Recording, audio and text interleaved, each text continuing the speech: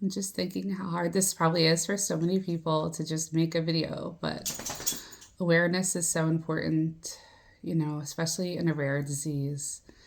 And just, I know it's important, so I'm trying to pull myself together to do this.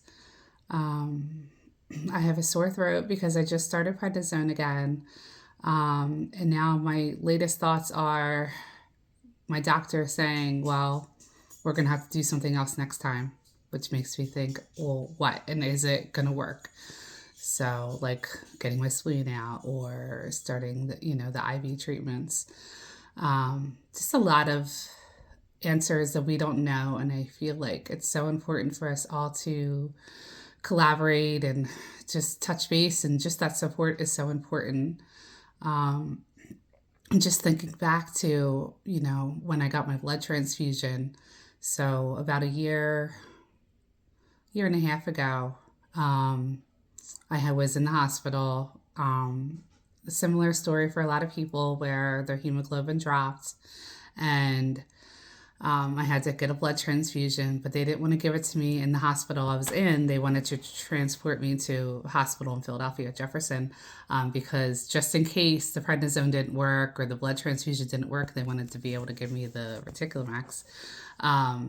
And it just so happened on that day that they didn't have any ambulances to take me. So I was waiting and waiting. It probably was like 2 or 3 days without that blood transfusion, and my hemoglobin was dropping, down to 5. And they told me once it was at 7, it really needed one, and I'd never gotten one before.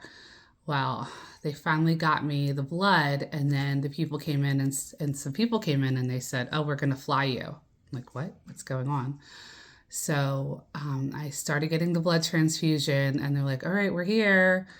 So they took me into the helicopter while I was getting my blood transfusion, and I was very nervous and not sure, because all I kept hearing was, "Your blood's not compatible. Your blood's not compatible. It's going to be really hard to get any, blood, any a transfusion."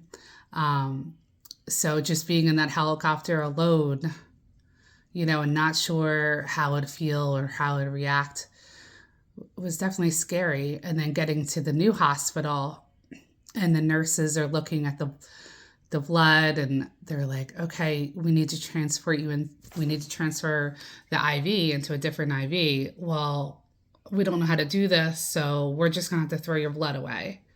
Like the blood that was getting transferred that I waited like 3 days for, which was scary because I didn't want to have to get another transfusion. So, I mean, luckily it all worked out, but that was just a very interesting experience. And now, from being, on the website and the wAIHA Warriors, and seeing other people get blood transfusions, and it's not that terrible.